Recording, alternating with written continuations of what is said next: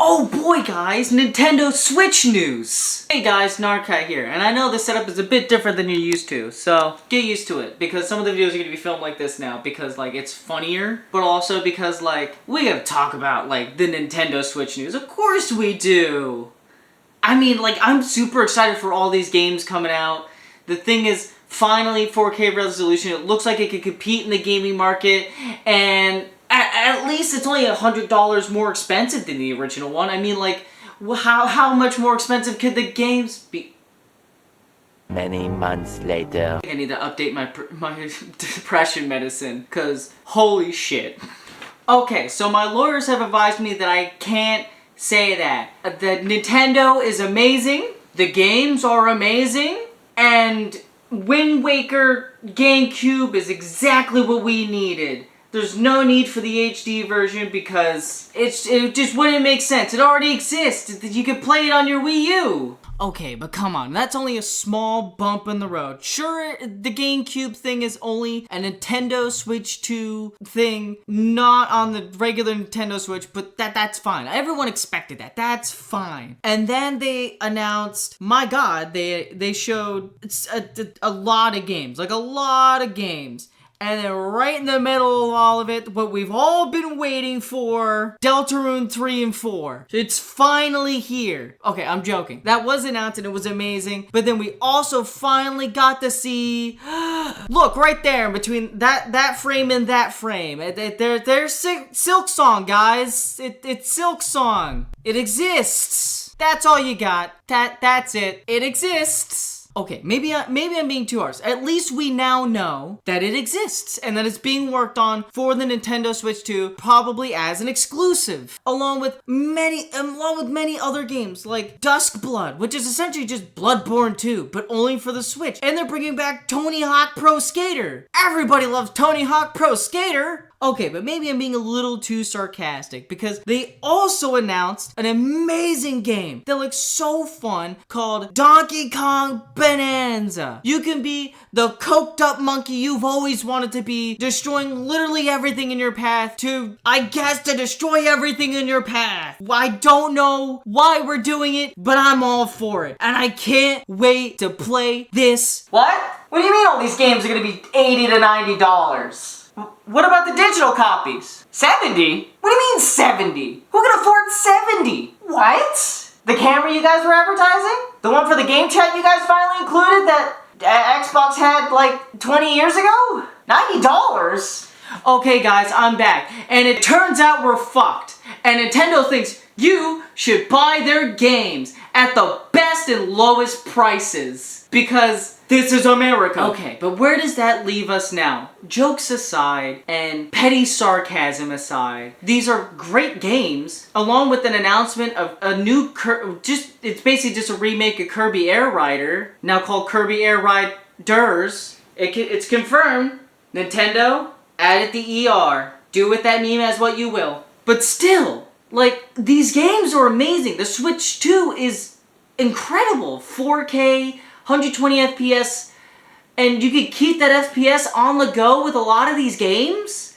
You could transfer all your save data and even your downloaded cards because they're considered digital assets that you own, only to start selling game cartridges that are just pieces of plastic that should have been that's going to be thrown in a landfill because they just have the game license on it, and your Switch is going to take the full brunt of a 65 gigabyte download and a 250 gigabyte SSD, and it can only take Express micro SD cards, which are like $12.99 each, letting you buy the older one for slower load times?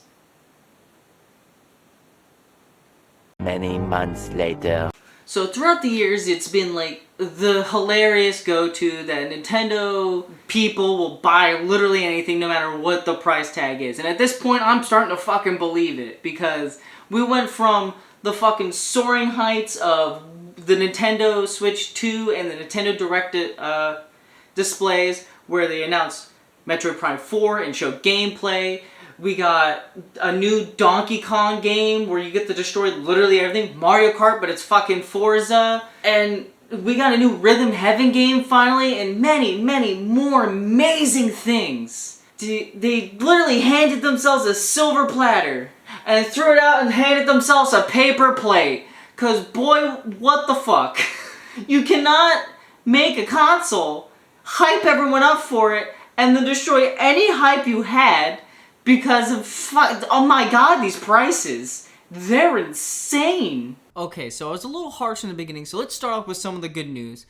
They started off a fair presentation with a lot of cool games and a lot of cool announcements, only for that to lead up into the first announcement that everyone saw and freaked out about, which was Tomodachi Life 2, the funniest DS game that nobody played, except me. I freaking loved that game. It was funny, it was entertaining. Watching Vinescalator Vinny and Vinesauce Joel play this game was some of the funniest things I've ever watched as a kid, and even played as an adult. And then we got an amazing return of Rhythm Heaven, a game that hasn't had a proper installment since the frickin' Wii. So it's been years, over 10 years I'd say, unless you could prove me wrong, which if you can, just put it down in the comments. And then we came to the fever pitch where they showed Metroid Prime 4, and it looks amazing. Between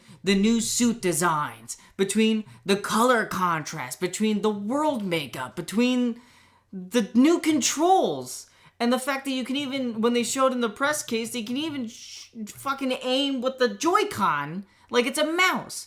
Basically making it way easier to aim since you're not trying to freehand it with your jittery ass hands in a tense situation. So then we come to the Switch 2 Direct presentation, and man was there bangers.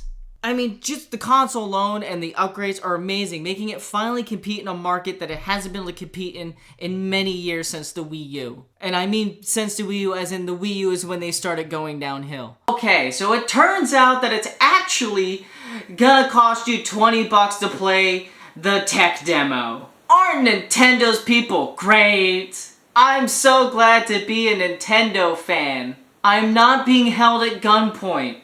Okay, but that was just a stupid minor mistake, okay? I'm sure they'll rectify it with a lot of the announcements. And holy crap, Mario Kart World. It's literally just Forza but Mario Kart. There's new characters, new costumes. You can play as a freaking cow from the original game. You could play, if you looked in the background, there was a freaking Cataquack driving a Mario Kart. The customizations at the wazoo. You could, in the middle of a race, hopefully, while all your friends are trying to make it to the finish line, you could just F right off and just go play in the water. Who cares? An amazing game showcase.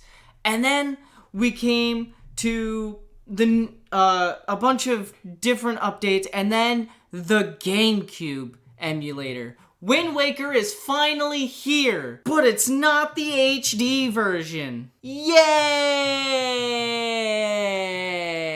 But I'm sure the real question on everybody's mind is, should you buy the Nintendo Switch 2? And my honest answer is no. They were essentially handed, like I said in the beginning, a silver platter, but they stained it with greed.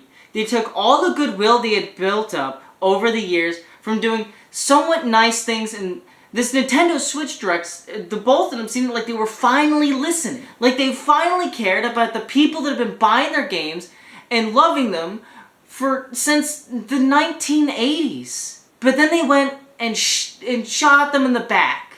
All because they want to set a precedent of $80 to $90 video games. They're only the size of about 10 gigabytes. In a world where SSDs that can hold a terabyte exist, their game cartridges can only hold 60 gigabytes. Meaning there's no other thing you can do but buy more storage. And that's what you're gonna have to do. And your physical games, whether first party or third party, you may not actually own, since they'll be carried on your Switch digitally. And the cartridge only existing as a license. Pretty much dooming you to lose your games if you ever uninstall them and the service goes away.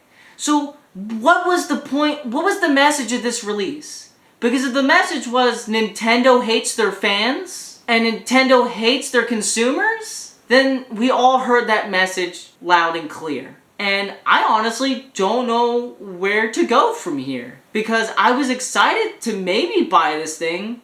Because I'll be honest, $450 for Switch is not that bad compared to most consoles. It's only, it's not even $100 more than the original Switch brand new, which is $399. But the fact that the peripherals are almost $100, a Pro Controller is $20 away from being $100. Joy-Cons are basically just $80, but for some reason they called it $79.99. Even though they called the Pro Controller $80. I don't know why they did that. That's just stupid. You're just trying to trick us at that point to make it look cheaper. Like, it's not acceptable. And you shouldn't buy it. Because buying it is telling them that you're willing to let them step on you. And if that's what you want from your AAA games and your game studios, well then, you got that future. And then maybe 10, 20 years down the line when you have kids and you want them to experience the games you love, you may never be able to do that again. Hell, a Nintendo Switch or whatever console they have 20 years later may end up being $4,000. And that's where we're heading if we let them do this. So, am I gonna buy a Nintendo Switch 2? No. Maybe when it's on sale? If it ever goes on sale? And I can't say the same for their games because their games never change prices no matter how long they're on the shelves. I mean, Kirby and the Forgotten Lands is still $60. Digitally and physically. So, I guess my message is that, I mean, if you want to buy it, you're just falling into the same trap as you always have with Pokemon. Where you're buying a $60 game that doesn't function. And they finally made a game that functions, but it's probably going to cost you $90. So, don't buy it, please. If we want this to stop, we have to stop buying it. We can't just keep letting them do this. And we complain about it every decade or so, but we still keep buying things. So, maybe you'll follow suit along with me and many others that are mad, but say no to the Nintendo Switch 2. It's not worth it. And it's not worth what it will cause going forward. If we want to show the game industry what we want and how we feel, hitting them in the wallet is the best thing we can do. And that's where I'm going to sign off here. Thank you guys for watching if you made it this far. Hopefully I entertained somebody. If you hate me or if you love me, tell me in the comments. If you hate me, tell me how you'd kill me. If you love me, write a nice comment, I guess. Leave a like, subscribe, you know, the usual YouTube spiel. And that's it. Bye.